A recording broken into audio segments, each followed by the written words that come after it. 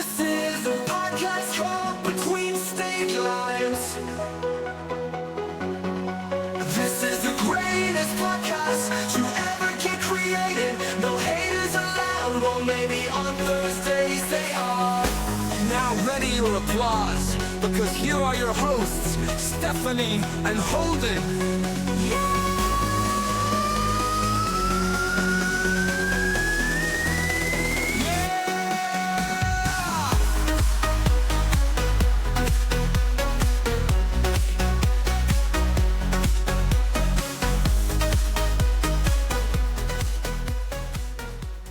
Never mind. There we go. There we go. We are recording now.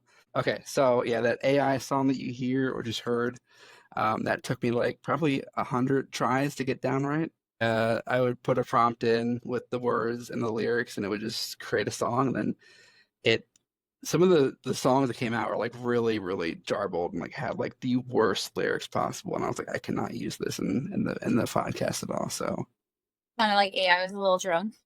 although, I love AI and I think it's the coolest thing in the world. Like, and not everyone agrees.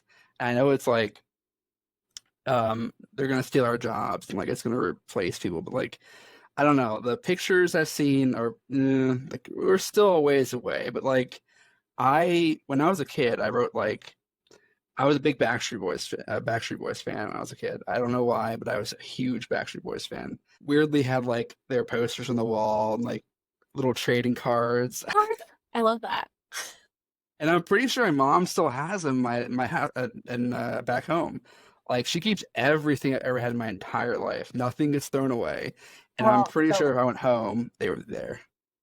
Wow. I had my Pokemon cards until like 4 years ago, and I gave them to a bunch of my friends' little kids, and they still show me a bunch of the stuff that was in these containers, but everything from my childhood, I'm pretty sure, is gone.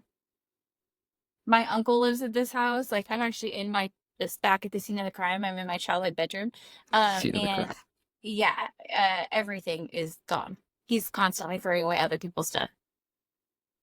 See, I mean, I loved like I call it purging. I love purging, and usually I get on like a purging kick when I watch Hoarders.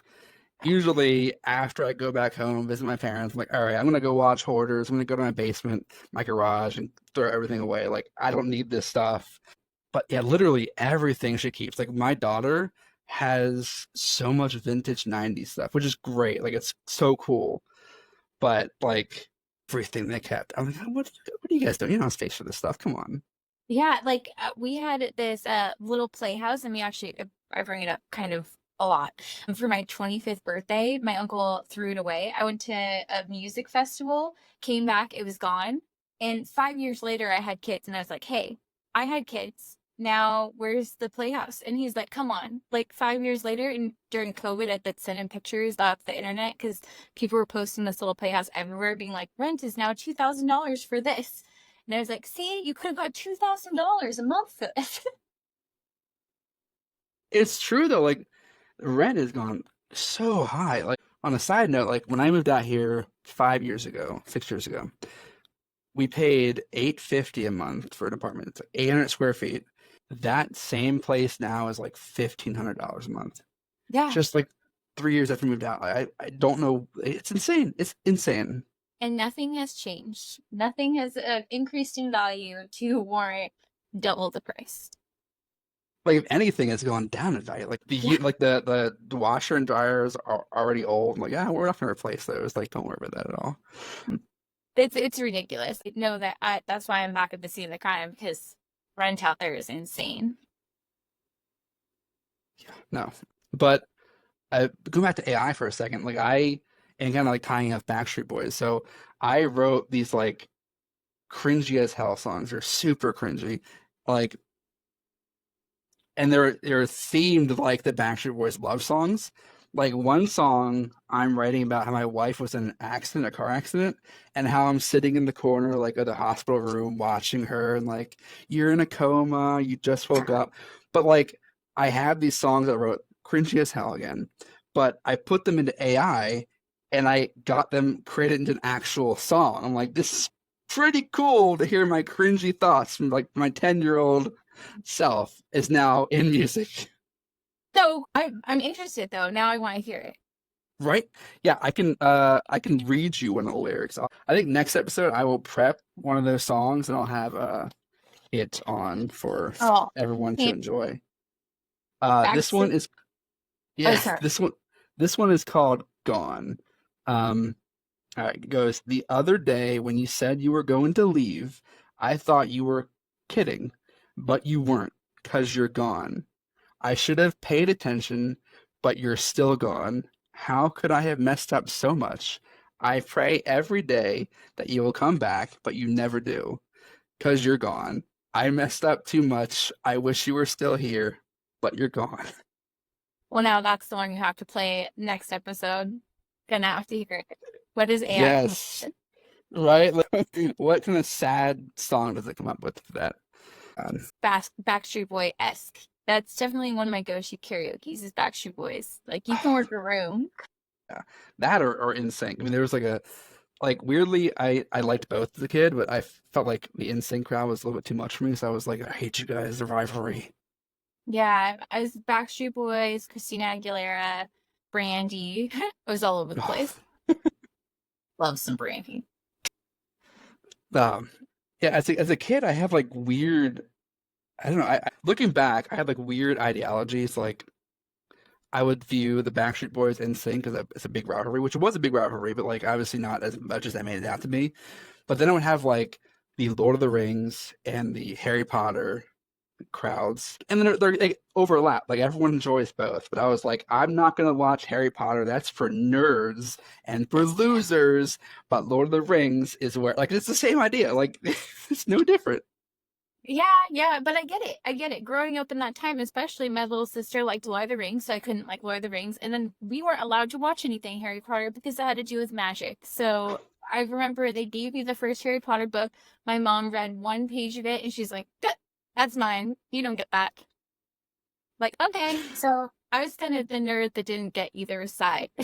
Man, not the witchcraft, the Yeah. witchcraft and the satanic. Yeah. All the witchcraft. And like I wasn't even allowed to watch Power Rangers. What? Yeah, because too much fighting. Oh no. Like water gun off the table. Yeah, we had some weird childhood. Kind of Yeah. redoing childhood now, having some fun. Right? You have you get to bet you get to do things with your kids the way you wanted them done when you were a kid. So you have two kids, right? Yes, I have a 3-year-old and a 5-year-old.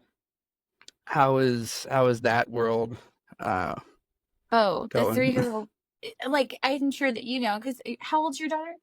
Uh 15 months. Okay, my daughter, she's a little over 3 now. She's absolutely feral. I think that COVID kids are just different. They're just built different. Both detest every limit that I have, and I want to grow up to be like her. And my 5-year-old, he's just the sweetest. Like, really, yeah. It's a new challenge now that I know that he's remembering things. Like, I'm building all these core memories at this point. So I'm like, okay, I have to do things the right way around him. But his sister is absolutely feral. Yeah, the teenage years. Yeah. Like she met somebody last week, and the first thing that she did was go like this, and she goes, "I don't like him. I want him to leave." She also did that to the cash register lady at Walmart a week ago and said, "Being 3 is really hard." Oh. We lost it. But I mean, honestly, same. Being 35 is really hard. Oh my God. If I could go back and just have my like I mean not my childhood, but like a childhood again, I would do it. Like not have the responsibilities of like paying the bills, working, like no, I would do it all over. Oh yeah, in a heartbeat. I remember thinking that I knew everything as a child and being like, I hope that I don't forget it like all these idiots. I did. I forgot it all. Completely new now. Yeah, yeah, I'm not there yet with my daughter, but she again, 15 months old, she's crazy, she's super happy one day and then she's like, a pill the next day. But always cheerful, always sweet. She's in daycare and she's gotten bit like 4 times. And I know it's like developmentally it happens, but it's like the same kid. And I'm like, okay, like I don't know what to do. Like, what plan is there in place to like not have this happen? Because like you can't just let someone bite someone. But you know, again, it's developmental. But like, I'm glad it's not my daughter getting doing the biting. You know? Yeah, I have no idea. I was so worried about my kids doing the biting for daycare. We went to like at-home daycares when we lived in Arizona, and then we went up to Washington and we were in a center, and I was so scared. I was so scared they were getting kicked out of this daycare if somebody was going to bite somebody. And luckily we didn't get that. We did have other kids that would hit towards the end. So my kids would be like, I really like that kid, but they hit sometimes. I'm not a big fan of that. I'm like, well, I'm glad that you're not the hitter, but Right. yeah, It's like the spectrum. Like I'd rather not deal with you hitting someone, but I also don't want you to get hit or bit. Like, yeah, especially the biting, like they're COVID kids, like they should know better than that. well, they're feral. Yeah, they're absolutely feral. But yeah. Are they like broken up by age group, or is she at a daycare that's kind of a wide range? So so we were at one place and then they bought another unit, another flat building. So we transferred her to the new one because our teacher, and she loves, moved with her. So she's supposed to be in like, I guess it's the ones group, it's a little bit older, but she gets put back with the babies because there's one baby that's with her that is same age, but like half her size and can't walk yet and is, can't meet all the milestones of the 1 year olds. And so my daughter is like an ambassador for her because she's like their best friends. And so they keep Oh, her back to like kind of get her to like, transition a little smoother and like, but yeah, it's just, it's wild. But honestly, like you mentioned in-home daycares, we toured, I want to say like 10 places and I would like look at the reviews online, like the safety ratings, and so many places are so terrifying. yeah. Like, at least in my state where the regulations are probably not as firm as like, somewhere like California, but these people get away with a lot of stuff. Like one place, we loved the place. There's an actual like big, I think it was like La Petite Academy, La Petite Academy. They great place, lovely teachers, great staff, but in the reviews online, they were caught like reprimanding one of the kids by tying them to a chair. And I That's was like, terrifying. are you kidding me? Like, how does that? And then another place, like, we also loved it, they got caught, like, having a drunk driver driving the kids around. I'm Oh my like, what God. is going on? Like, they got in trouble for it, but, like, still, how does Yeah, that happen? down in Arizona, we didn't go to this daycare, but there was a daycare that some of the kids just out playing on one of, I think it was like Indian School Road, out playing on this really busy road intersection, and there's like 2 3-year-olds just out there, and nobody knew they were outside. It's absolutely terrifying. I know we got really lucky with one of them that she had two houses. She lived in a house down the street, and then she had a house that she just used for daycare. And so, like, you dropped off at the door, but then at the same time, you don't really know what's going on in there. Luckily, Yeah. she was like the best daycare provider I think we've ever had, like, still in contact with her. And then the next place they went to, absolutely feral. At like it was Baby Fight Club. The price was the price was right, and I absolutely adored the daycare provider and like the kids that were there. But yeah, it was Baby Fight Club. And we tried doing like a more structured one after that. But this lady was giving my son melatonin first thing in the morning, and he'd sleep like 5 6 hours. I don't give my son melatonin. And she wouldn't admit to it, but she gave me like some gummies to take home of it and was like, here, try this. And I was like, yeah, I tried it myself and it knocked me out as an adult. God. Yeah. But then she'd be like, I don't know why he slept 5 6 hours. And I was like, this kid's on a really regimented schedule. He doesn't do that ever. Like, what's happening here?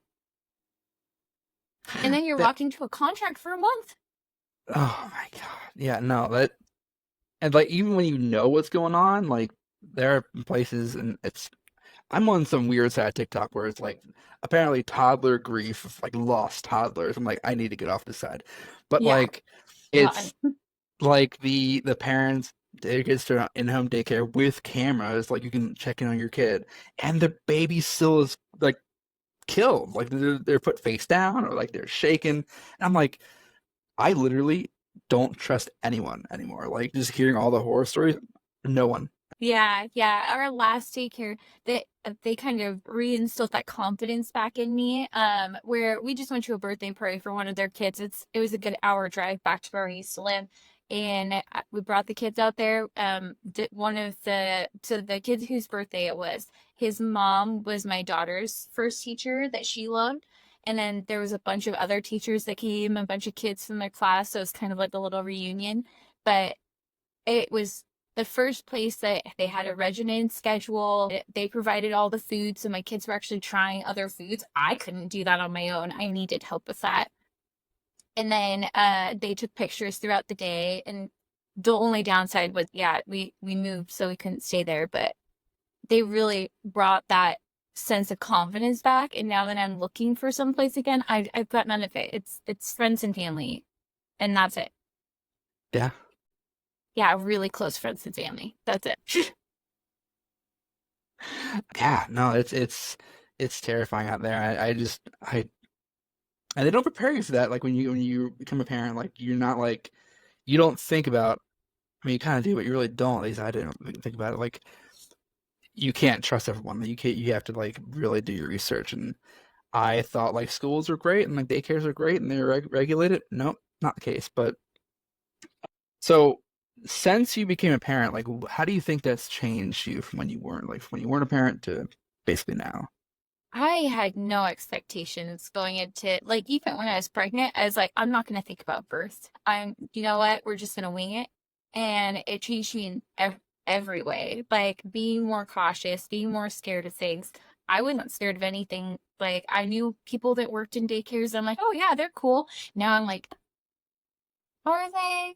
Like, they're fine in real life, but like, the level of patience that you need to deal with other people's children, it feels like it's pretty far up there, and only certain people really have it. And I can't imagine myself even living in one of the, or like working in one of those places. Like, and I have my two children, and they're great, and I love them. Yeah, no, I like. Well, we don't obviously tip the daycare, but like every Christmas, we have decided we're gonna give them like the biggest gift, birthdays, any kind of gift we can give them. Because like you guys, I don't know how to do it. I really don't know how anyone with more than one kid does it. But like when you have 10 kids running around, you gotta control like the room. I not me. No, no, thank you. But yeah, you have to make everything even with two kids. Everything has to be even. It does not matter what it is. Like, we got a pirate sword in our gift bag from this birthday party, and my son thought he didn't get a pirate sword. And man, I'm like, okay, are they at the dollar store? Where do I get a pirate sword? Can't live my life like this. No, to everything. No, nope. Yeah, that's. And I definitely agree. Like I went into parenthood kind of winging it, but also like super like I think I set the bar way up here, like when it was probably more like down here. But like based on my childhood and things I went through, we can talk about it another day, but another episode. But I was not a patient person. I had a very short temper. I would like get mad easily at things, and then obviously going through therapy for years, like getting a handle on my emotions, regulating all that stuff. I still like worried that I would get mad at a baby crying for hours and hours and hours. But like my daughter has really like made me a more patient person. Like I can have the worst day at work and just like seeing her smile and like laugh and like be silly, like instantly chills me out. Like I'm like, this is the best thing ever. So I'm definitely more patient. I definitely think I'm more understanding too. Like when I flew before parenthood and there's a baby on the plane, I would not sit near the baby. I would be worried it would cry the entire time and like I would hate it. But like now I'm like, I understand like the pain parents go through, single mothers especially, but like, anyone who's flying with a kid and Oh, the kid's yeah. crying nonstop. That anxiety too. Like, you're like, I felt it, so I understand what they're going through right now. You get like grocery shopping. Like the anxiety of taking your children to the grocery store when they're touching everything and rolling all over the place and asking for everything. It's a lot, but I can use so much more understanding when I'm at the grocery store. People are like, "Oh, I'm so sorry." No, you're okay. You're okay. Do you need a hand? I left Right? mine at home. Yeah, we when I went out to visit my family in on the East Coast about a week and a half ago, um my daughter obviously on a 6 hour flight, she's gonna have a potty, a poop diaper, and I took her to change, and oh my God, I did never realize I've never actually used an airplane bathroom until that trip, and I've flown for like years, but never actually used an airplane bathroom and did not realize how narrow and tight those are.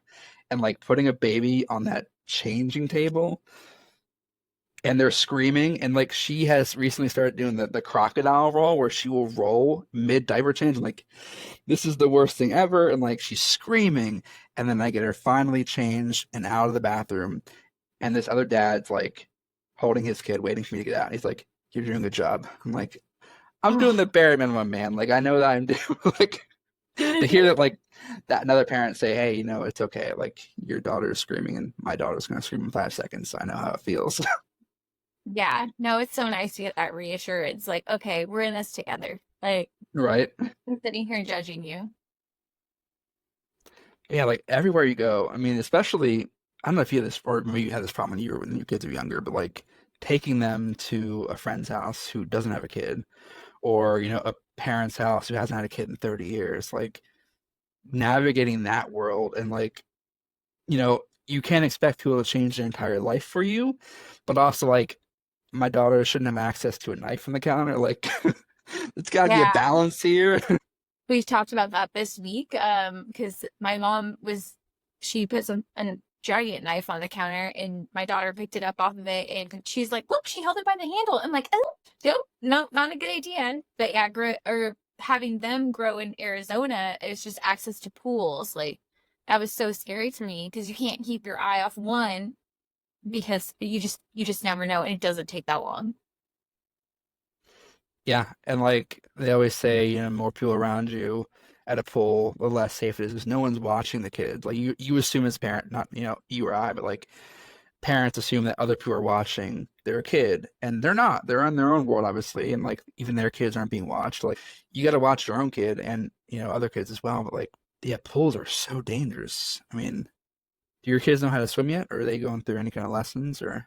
Well, we're actually coming up putting them in lessons this week. So we're dangerously close, but not there yet. Even when we went to that birthday party, they had a splash pad, but the splash pad wasn't turned on. And it was right next to this little like lake. And so everybody was getting in the lake 'cause it was about like 100, and we're just not good with that kind of weather. So the kids were running around in the water, and I had mine like, okay, you have to stay close to me. I had life jackets in the car, but I wasn't gonna drag two kids all the way back to the car to go grab life jackets when I thought there was gonna be a splash pad. So it's like, if I go back to the car, I'm leaving. So yeah, I was like, you have to stay close. And then when my daughter wasn't listening, like she turned her listening ears off, I was like, okay, sorry, kid, gotta go. We're out of here. Like, yeah, we don't mess around with water safety. Nope. No, our daughter is in. She did like a swim school when she was 6 months old, 8 months old. Yeah, 6 months old, and then she is now in like the YMCA swim classes, so she's doing that as well. But and she loves the pool. Like she hates floating on her back, but she's like kind of knows how to do it. Not in the room. If you could help her with that, she knows how to do it, and she doesn't actively try to kill herself yet in the pool. So long as you're like keeping her within arm's distance with you, but. I've seen like my niece and my nieces and my nephews, they went through like the Red Cross and they just like toss them in the pool, and like the kids Oh, will float. Like my mind was blown. I think she was like 2 years old that my niece got tossed in the pool at my wife's grandparents' house, and she instantly floated on her back, and I was like. I was about to go like panic and grab you out of the pool and like you're prepared to do like CPR and like some kind of first aid on you. You're fine. That's crazy. Okay, so we don't have any sponsorships yet. However, we want to use these ad breaks to reach out to speak directly to the marketing teams at specific companies that we are interested in having inside of our podcast. Number one is King's Hawaiian. Your social media is an inspiration to Steph and I, and we would love to have you sponsor this podcast. So hit us up at Between State Lines Podcast at gmail.com and let's marry our two brands because we go together better than your rolls and the pork that I smoke on the back porch. That is crazy. My kids have not quite figured out that you need to close both your mouth and your nose to have a 2-year-old just go and float. Like that's very impressive because for my kids, they come out like can't breathe. No, yeah, and I don't know what kids love drinking the pool water. Like that's just, like, I know it's a pump full of chlorine, but oh my God, that's disgusting. Yeah. Well, yeah, my kids in their bathwater too. I'm like, come on, guys. Like, gross. Gross. You can see the dirt floating in it. They're feral. They're COVID kids. At least one of them is. Yeah. So how was your July 4th? How did that go with your kids? Like, what did you guys do? We went over to my best friend's house and had a little barbecue and lit off fireworks. My feral daughter, she did her sparkler, and then my best friend's husband threw one of just a little pop kind of firework, and it made loud noises. And my daughter just took off running with her sparkler. She had no regard for where anyone was. I watched in slow motion as they went ooh past people's faces. And at one point she came straight for me and somebody grabbed it out of her hand and was like, oh, thank God. Because, okay, no pop, no loud firework when the kids have the sparklers because every single time she ran for it, ran into my best friend's arms. She was sitting in a little chair. It was adorable. But yeah, I was really worried. Like I've seen people and the accidents that can come up fireworks. Not really excited about this, but it's the experience. Trying to be chill and let them have the experience. Right, yeah, the core memory. Yeah, I mean, I have that core memory for sure. It's locked in. So we live on a hill pretty much overlooks the entire valley. So we get the pleasure of seeing basically every city within viewing distance their fireworks. So like, two towns over this way, like a town over this way, and then like, way down that way, we get to see all their fireworks go off at the same time, which is awesome, but also like annoying as hell because we also have neighbors behind us and in front of us who have this fireworks duel off and on for like probably like 2 a.m. They're just going back and forth. Like they'll light theirs off and they'll light theirs off. And these aren't like, your cheap fireworks. They're like mortars. They're like the big industrial kind that the state allows them to own and fire off. And like it's 2 a.m. My daughter doesn't wake up, but she actually slept through the whole entire fireworks show. Like, and her window is right at the front of the house, so she got like the front row seat to this mortar bombing thing going on outside, and she didn't wake up at all. And I was like, my daughter. I mean, I'm a heavy sleeper, so I will sleep through anything as well.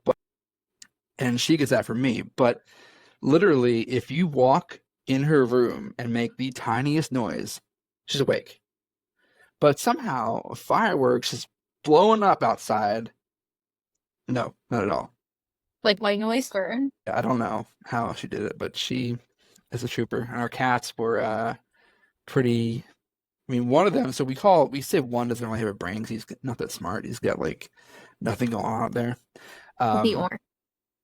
No, he's a gray and white cat. Oh, okay. Just had to ask. We have a couple Yes. of over.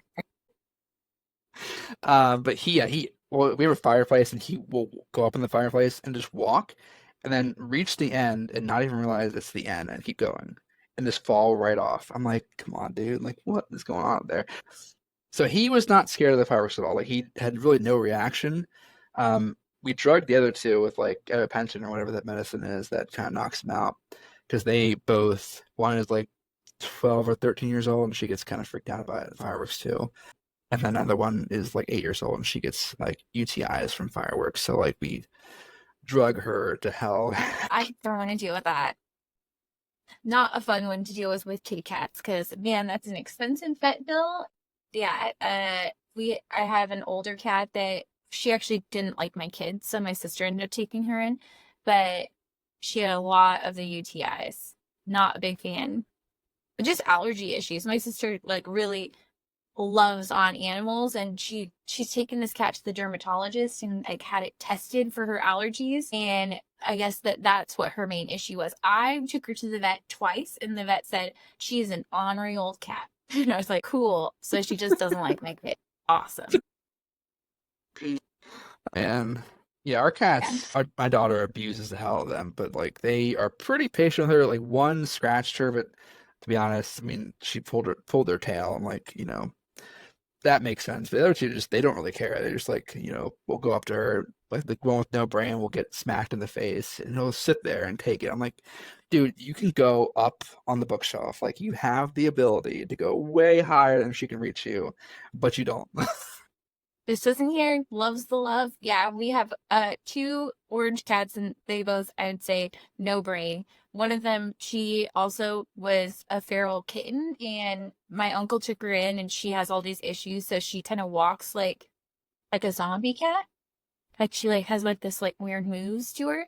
And she freaks my cat out. I have a Siamese. She's sleeping back here, so she may come up eventually. But yeah, she freaks my cat out. And whenever she's approaching her, and I trying to think, are they gonna be best friends one day, or it like, and this is kind of like a game for them, or is she freaked out because this cat moves weird?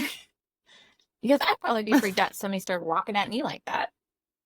But they did Right? really well with fireworks. I feel like we upped the YouTube, got box fan going, put the sound all the way up, had an AC going, and just like hold up everybody. So we also have 3 dogs. It's a full house over here. Yeah, that sounds like crazy. And so you mentioned it was hot there. How hot is it getting out there? I mean, we bypassed 100 over this weekend, and so it's really not super hot, but this is very hot for us. Oh man, yeah. Well, you're lucky you have. I mean, I know a lot of people who don't have AC out there. Like, I don't know how people do it. Like, Yeah, we yeah. we're hitting 108 tomorrow. We hit 105 today, and it's just brutal. Like, I don't like. I mean, as you can tell, I have no hairs. Like, I burn so easily, and like just going outside for 5 minutes, I get burned. But like, in the AC in the house, like trying to keep up with the heat. But it's like I can't. I'm tired, boss. Like, Yeah. I can only do so. That I can hear my AZ like quitting on me earlier. So I was like, okay, let's put it up a little bit. Like it's definitely not going to get down to, I think it's 68. I was like, okay, we'll try 70. Maybe we'll get close. It's just been too hot today, and I left my room door open at one point, and the whole upstairs is just, it's a hot box up here. Like I have a cactus in my bathroom that's doing amazing. The rest of my plants are like, we're all sad. Rookie mistake. Yeah, the heat out here is our plants are doing really well. Like we have peppers in the back. I'm sure you see my TikTok videos, yeah. but we have peppers in the back. Like they are doing so well. One, it's a bell pepper, hasn't had any kind of like flowering yet, but the other one is like 3 or 4 peppers, which is pretty dope. And the tomatoes are loving it too, but God. Planned on having our garden this year, and then we just had no passion for it. Me and my aunt normally do it. And this is my first year being back in this household. So we were just talking about what we're gonna do this whole last year, what we're gonna do in the spring. No. We have a bunch of strawberry plants that I was gifted from a neighbor just right before this really hot weekend, and they are all very sad. We'll see if any of them make it. Like she gave me so many. And I have like 2 of my own that were already planted. They're doing just fine with the heat, but these new ones are like, what did you do to me? Why did you throw me into this mix? Yeah, I even put them in portable containers so I can like move them around to keep them in the shade. It's just too hot. It does not look good. No, it's awful, but what are you gonna do, right? Yeah, massacre out there. And I don't have a green thumb at all, but somehow we've managed to keep these guys alive. Like this is the longest I've kept any plants alive my entire life. So I am thoroughly impressed with myself. And the fact that I'm actually producing fruit and producing vegetables, that's freaking insane to me. Like, well, yeah, and they look good. Right? I'm like, I know that one person commented saying, oh, you should cut your runners off. I'm like, if I want the runners to go into the ground, and apparently that's not how it works, but I'm like, but I could have a whole yard full of strawberries, like maybe. Isn't that how it works? The runners go I in the ground. I think so, but like, Yeah. yeah, I It's intentionally I moved it closer to the yard. I'm like, let's get you to grow in the yard. yeah. I used to place the runners like if you just poke it a little bit or use like a little I don't know. I think I would just use a stick that had the little T on it and just kind of anchor it down, and then sometimes they grow roots there, and then it's another plant. I mean, it's all That'd an be dope, experiment. I don't know what I'm right? doing. Yeah. Yeah. Like I have many plants, many house plants, and they're doing mostly okay. But it's all an experiment. If they die, they die. Yeah. If they die, they die. Yeah, we have also in the backyard. The previous owners, I don't know if you've heard of the, if you ever heard of the plant Virginia creeper. It sounds familiar. I can't picture it though. It's like a vine, and it's really, really invasive. But the last owners here thought it'd be a great idea to plant it, and we have hacked it away so much over the last 3 years. It was gone last year, like totally dead, gone. You couldn't see a single speck of it. But now it's coming up in all the wrong places, like in the middle of the garden back there. And then we have, in the back corner the roses, and the other back corner. I'm like, what the actual fuck are you guys doing? This looks ugly as hell, and it's so awful. It's so hard to get rid of. Yeah, man, I'm gonna have to look up what the Virginia creeper is. We had cherry trees out back, and so I was pretty excited to. My mom was saying there's an elderberry tree out there, and I was trying to figure out what's the elderberry tree. All these cherry trees look the same. I didn't realize the elderberry tree is flowering right now, so I was looking for berries. But underneath the cherry tree, there were little trees coming up, and I was like, "Oh my God, am I gonna get baby cherry trees from the cherry pits that I've fallen?" And I was IDing them, and there were a couple of cherry trees, and then there were a couple of poison oak, and I'm like, okay. I don't know how I feel about being in this part of the yard anymore. I'm gonna let my uncle deal with that, and how about not? But if you could save me at least one cherry tree, he does not care at all. He's the murderer of all plants. So yeah, he's not gonna save me any cherry trees, but at least he'll get rid of the poison oak. That's a plus. Make him do the dirty work. Like, Yeah, not for you. not for me. No, I would like to save the trees, but you know what? We'll try again next year. There you go. Yeah, new year, new you. All right. Well, thanks everyone for joining us on our inaugural podcast. And as a treat, I'm going to do one of these AI songs for my 10-year-old love songs. I'm gonna put it at the end of the podcast. That'll be the outro. It'll be 30 seconds of a cringe ass song that you can listen to. So, All right, can't wait. see you guys next week. Yeah. You had a car crash, I'm here for you. Please don't die. You're my wife, my only wife. I'm still here for you through pain, through anything.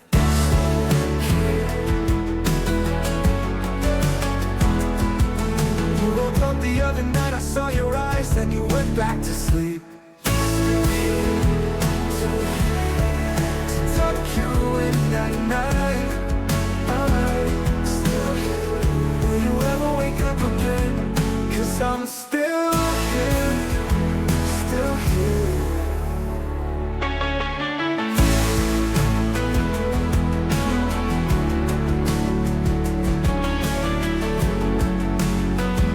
Still here, still here.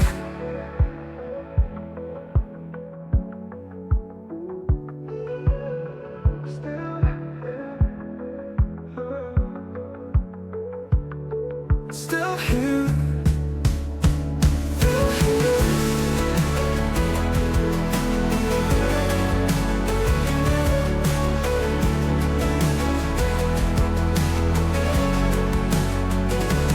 You had a car crash, I'm here for you. Please don't die. You're my wife, my only wife. I'm still here for you, through pain, through anything. Still here. You woke up the other night, I saw your eyes, then you went back to sleep.